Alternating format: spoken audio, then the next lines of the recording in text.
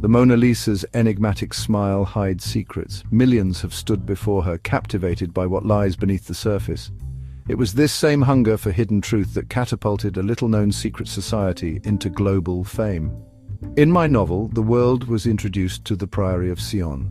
This was not just any secret group, it was an ancient brotherhood, a silent order founded in Jerusalem in 1099. Its members were said to include the greatest minds in history: Leonardo da Vinci, Isaac Newton, Victor Hugo. Their mission was monumental. They were the guardians of a secret so powerful it could shatter the very foundations of Christianity, a secret they had protected for nearly 1,000 years.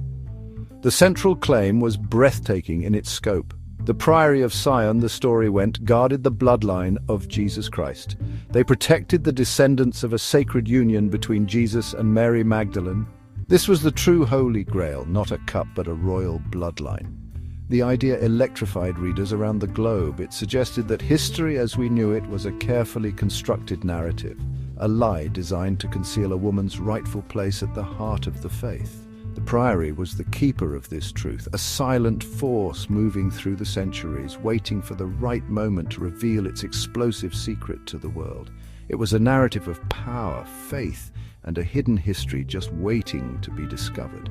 The novel presented the Priory as an undeniable historical fact, an organization with a documented past and immense influence. Readers were fascinated. Was it possible? Could such a powerful society operate in the shadows for so long? The line between fiction and reality began to blur for many. Bookstores saw a surge in demand for non-fiction titles about the Priory. The internet buzzed with theories and debates. The Priory of Sion was no longer just a plot device in a thriller.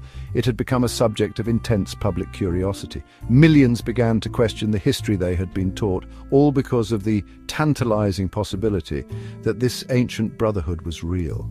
This sudden fame, however, was built on a foundation of sand. The truth about the Priory of Sion was far less ancient and infinitely more bizarre than the fiction it inspired. The real story was not one of chivalrous knights and sacred bloodlines. It was a tale of a modern hoax, a meticulously crafted deception born in mid-20th century France. The Priory's grand sweeping history, its list of illustrious grandmasters, and its sacred mission were all part of an elaborate fabrication. The world had fallen in love with a myth, a powerful and compelling story that had been carefully designed to deceive. The real mystery was not about the Holy Grail, it was about how this fiction became fact in the minds of so many.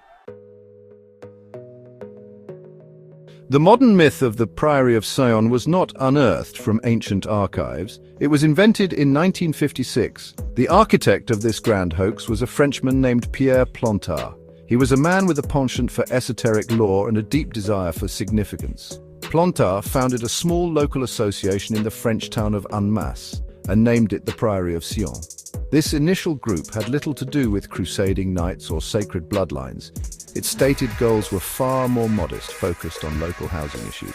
It was a short-lived and unremarkable club, but Plantard had far grander ambitions.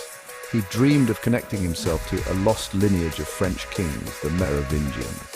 To make his fantasy believable, Plantard needed evidence. He began a patient and audacious campaign of forgery. Starting in the 1960s, he created a series of counterfeit documents. He then secretly deposited them into France's National Library, the Bibliothèque Nationale de France in Paris. These documents, known as the were made to look like authentic historical papers. They detailed the Priory's long history, tracing its origins back to the Crusades.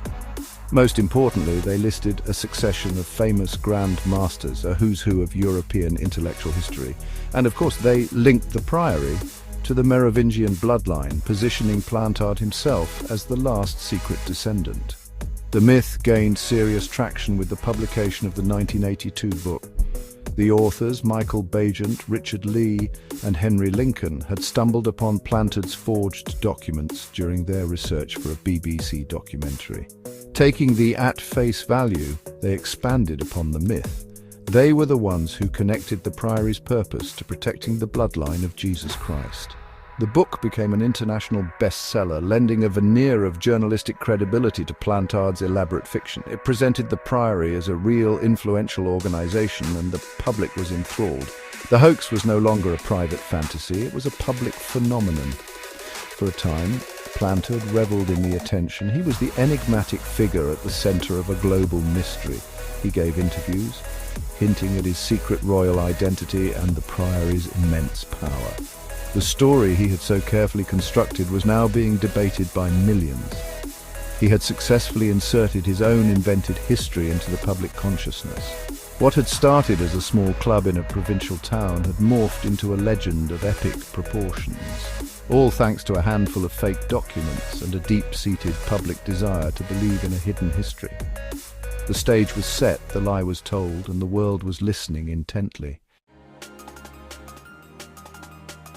Like all great conspiracies, real or imagined, the Priory of Sion story eventually began to fray at the edges. Historians and investigative journalists, skeptical of the sensational claims, started digging deeper. They didn't have to dig very far. The evidence of forgery was abundant for those willing to look. Researchers pointed out that the parchments discovered in the village of Rennes-le-Château used modern French and typed text. The genealogies presented in there were filled with historical impossibilities and contradictions.